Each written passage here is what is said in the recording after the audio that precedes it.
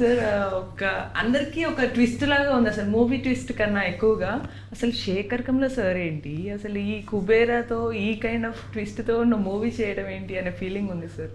మా అందరికీ ఇప్పటివరకు మీరు ఒక భానుమతిని, ఒక అనితని, లేకపోతే సీతని ఇలా పరిచయం చేస్తూ వచ్చారు మీరు. మరి ఈ మూవీ ఇంత కొత్త కోణంతో కానీ ఈ మనీ, పవర్, రిచ్, పోరు ఇట్లాంటివి తీసుకోవడానికి మెయిన్ రీజన్ ఏంటి సార్?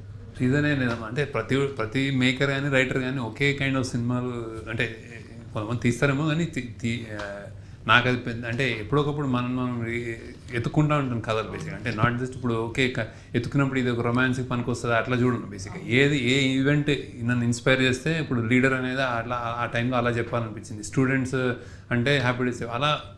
ఇట్స్ నాట్ అబౌట్ నేను ఇదే తీస్తాను ఇదేం కదా, అది ఆడియన్స్ పర్సెప్షన్. అది ఐ రెస్పెక్ట్ దట్. అంటే వాళ్ళకి నేను ఇలా తీస్తే ఇష్టము, నా సినిమాలు ఇలాంటి సినిమాలు అని ఉన్నారు. కానీ వ్యక్తిగా నేనే ఈ సినిమాలను తీసింది, ఇది కూడా తీసింది. కానీ కథగా మనం ఎత్తుక్కుంటూ ఉంటాం. సో ఏ కథ దొరుకుతుంది, ఆ కథ దీనికి వర్త్ ఉందా, దీనికి టైం పెట్టచ్చా, దీనికి డబ్బులు పెట్టచ్చా అని అనుకున్నప్పుడు నేను తీస్తాను. అంటే ఇది ఒక సొసైటీకి ఏమైనా చెప్తుందా అని. సో ఈ కథ అలాంటిది. సో నేను తీసినోడు నేనే.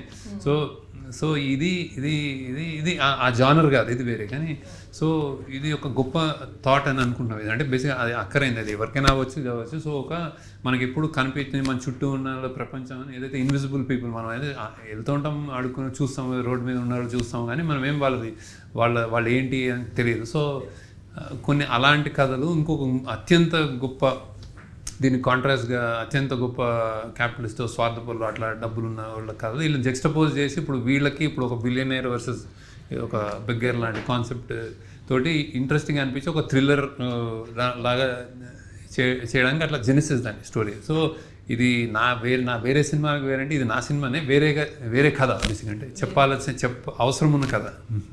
సార్ అంటే నార్మల్గా మీరు ఎన్ని కథలు మార్చినా కూడా స్టిల్ ఒక జనరేషన్కి టచ్ అయ్యేలాగా తీస్తున్నారని అనుకోవచ్చు. ఒక హ్యాపీ డేస్ కావచ్చు, తర్వాత ఆనంద్ కావచ్చు, గోదావరి కానీ ఆ ఫీల్ గుడ్ మూవీస్ అన్నీ తీసుకొచ్చారు. ఇప్పుడు కుబేరా ఇప్పుడు కరెంట్ సిచ్యువేషన్ ట్రెండ్ సొసైటీని తలపించాలనే ఉంది. సో దానికి తగ్గట్టు ఎగ్జాక్ట్ ఇవే క్యారెక్టర్స్ వీళ్ళే సెట్ అవుతారని మీరు రాసుకున్నప్పుడే అనుకున్నారా, లేకపోతే మొత్తం స్టోరీ అయిన తర్వాత ఆడిషన్స్ ఇలా వెళ్ళారా?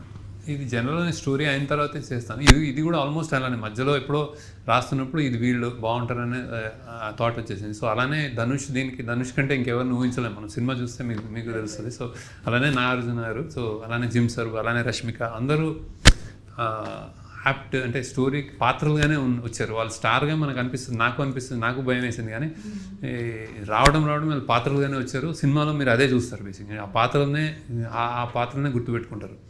సో అలా చేసిన సినిమానే, నాట్ వాళ్ళ కోసం రాసింది కాదు, ఏదో పాన్ ఇండియా అని అందరిని తీసుకోవడం కాదు, లేకపోతే ప్రొడక్షన్ ఇంట్రెస్ట్ తోటి కాదు.